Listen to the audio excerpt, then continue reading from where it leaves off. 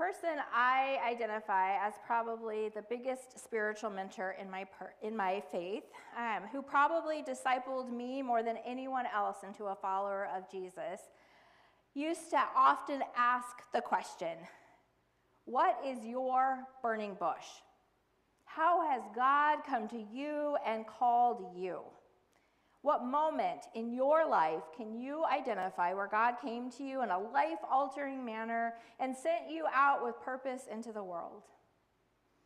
Let's sit for just a minute with this question. What is your burning bush? Close your eyes if you need to. Scan back through your life. Sit with the memory that might come to mind. What did God say to you? How did God reveal God's self to you? Did you, like Moses, at first question the call? Or did you say yes right away? Are you still waiting to say yes? My mentor had many instances of burning bushes in her life. When she asked this question in a small group or Bible study, she had a multitude of stories to share.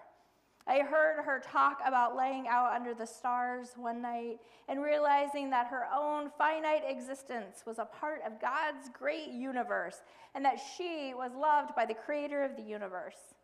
This became a core part of her theology and teaching, and she spent the rest of her life after that revelation telling everyone she met that they are loved by the creator of the universe. I think I've probably shared those words with you that she gifted to me. I am loved by the creator of the universe. You are loved by the creator of the universe. She could tell of all of other smaller incidents, like God sending her into church at the very moment someone was in need of prayer. I was often that person in need of prayer, and she would arrive at just the moment I needed her. She could talk about her call to become a spiritual director, or sermons that God put on her heart so that they almost wrote themselves.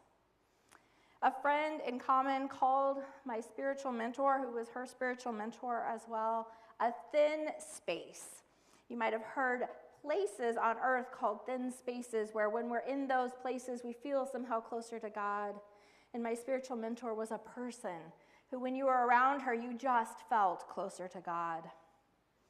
I had another friend who would hear these stories. We were all in church together, would hear these burning bush stories, and she would say, I have never had a burning bush moment.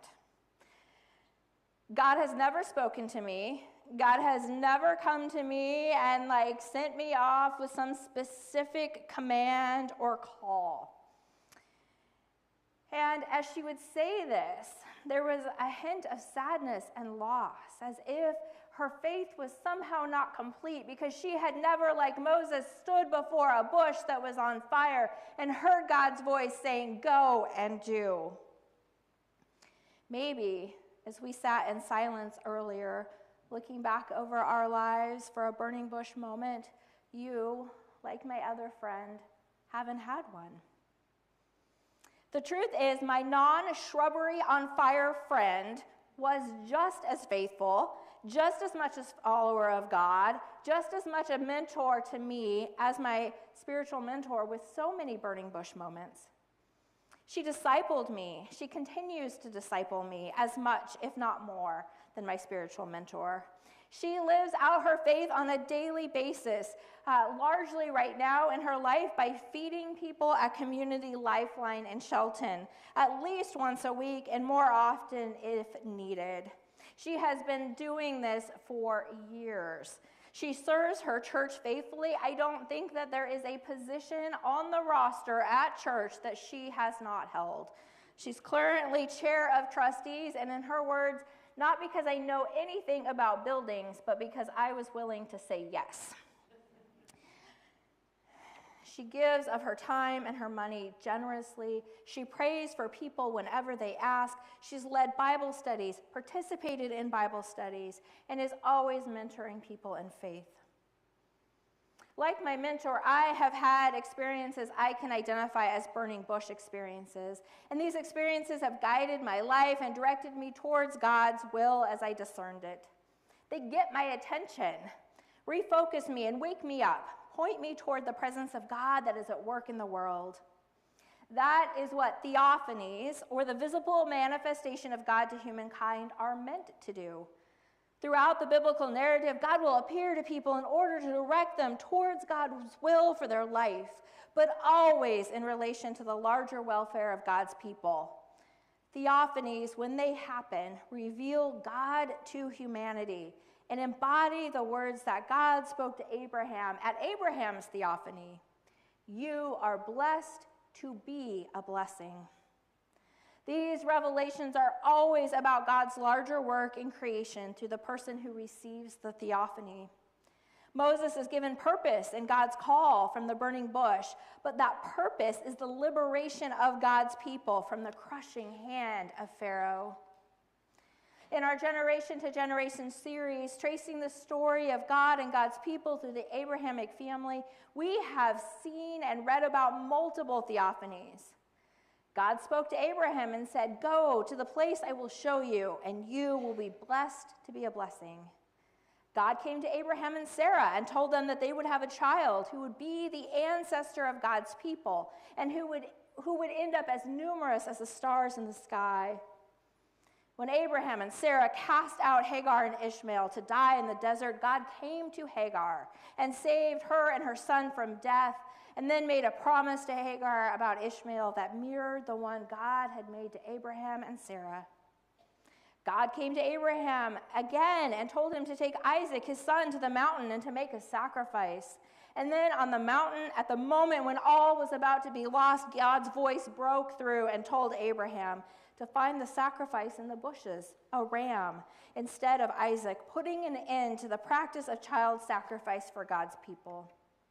God came to Joseph in a dream and reiterated the promise made to Abraham, reassuring Jacob that he was an inheritor of his grandfather's covenant with God, and that covenant was grounded in God's people being a blessing to all nations of the earth. And then God came again to Jacob and wrestled with him, marking him and renaming him Israel, or the one who is marked by God, defining God's people for generations. Then we met Joseph, Jacob's son, who had prophetic dreams where God gave Joseph insight into the future. And the prophetic dreams revealed information to Joseph that enabled him to save Egypt and the Abrahamic descendants from famine. Last week, we heard of the faithful midwives who, out of all the characters we've seen so far through this series, did not have a theophany in the sense of God coming directly to them. But we witnessed how their faithful knowledge of God and the God of life inspired them to act towards life and justice in saving Hebrew baby boys from death. The midwives bring us back to my two friends, my spiritual mentor and my other friend, who is, like I said, one of the most faithful people I know. My friend without the burning bush hasn't needed a theophany or a tangible manifestation of God in her life in order to be faithful. Like the midwives from last week, my friend is steeped in the stories of God through Scripture. She is deeply embedded in a faith community that has cared for her, shaped her, taught her, sent her, and supported her. And she is able to discern God's work in the world and join with it without a plant being set on fire. I have witnessed her in the kitchen of Community Lifeline, stirring pots of spaghetti that sit almost higher on the stove than she is tall, with sweat pouring down her face. And she has been, for me, a burning bush of sorts. She is the visible manifestation of God's love here on earth for people that most need to feel and receive God's love. And most of us are willing to ignore at best and criminalize at worst. You see, Community Lifeline is a shelter in Shelton that takes anyone who needs a meal and houses as many people as they have space and money to house. It is a no-barrier shelter, so unless you are actively violent on site, you are welcome there. There are people who come through who are nonverbal, so they don't say thank you. There are people who have not showered for weeks, so they bring a smell through the food line with them. There are people who are actively in conversation with Elvis while coming to get food. There has been more than one overdose during the dinner hour, more than one fight, more than one argument over who got a bigger cookie or a better slice of bread. And yet my friend shows up faithfully week after. Her ability to love the people of God, I feel like I'm going in and out. Is that true? Or am I imagining it? Her ability to love the people of God, even those who present themselves as unlovable, is the kind of faith I want to have. What good is a burning bush if it doesn't translate into loving God's people here on earth? To be clear, theophanies are always about revealing the God of love. In the Gospels, there's the story of a theophany we call the Transfiguration. Peter and James and John go up on a mountain with Jesus where they see Moses and Elijah and hear the voice of God.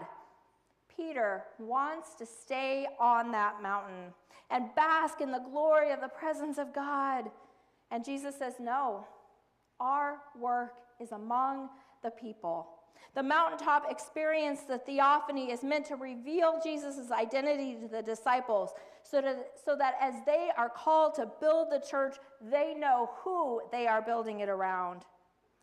In the same way, the burning bush is to get Moses' attention and to call him towards the liberation of God's people. But the real heart of this story isn't so much the burning bush as it is the revelation of God's identity. Who are you, Moses asks God.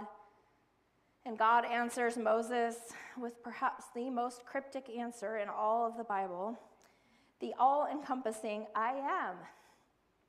I just want to say, I think if Pharaoh had said, hey, Moses, who sent you? And Moses said, I am sent me, Pharaoh would have just been like, you're nuts. Like, what kind of answer is that?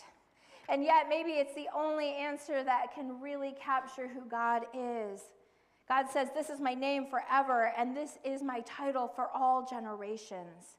Our God is the God of I am, of all that is, of Moses and Abraham, of Jesus, of the disciples, and of us sitting here in this generation in this church.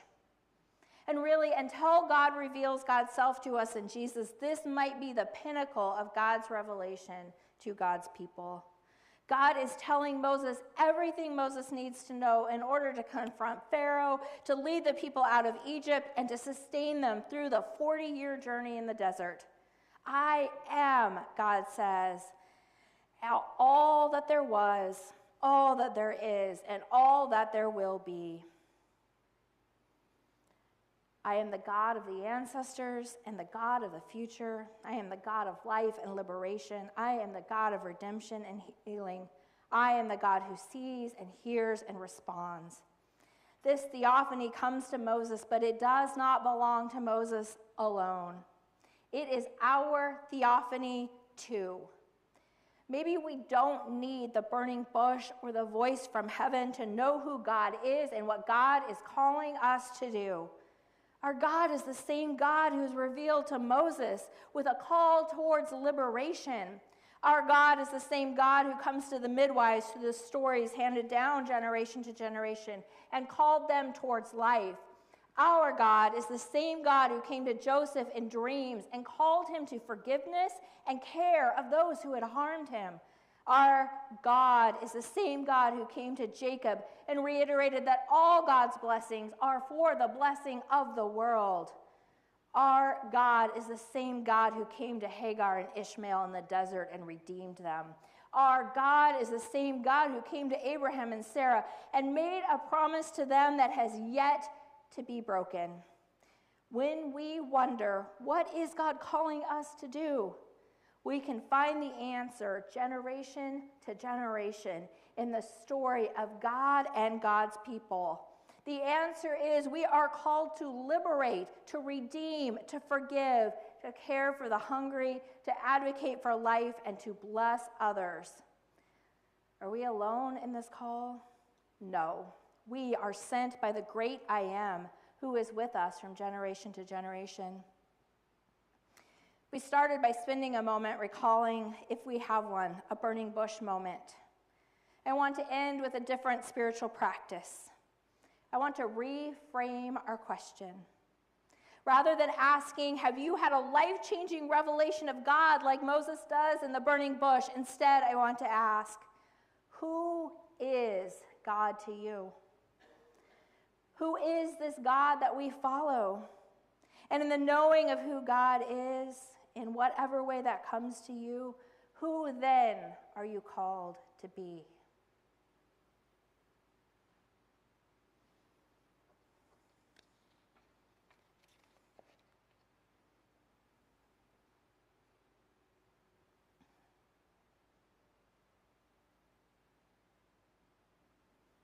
In the end, without a burning bush moment, my friend knew who she was called to be.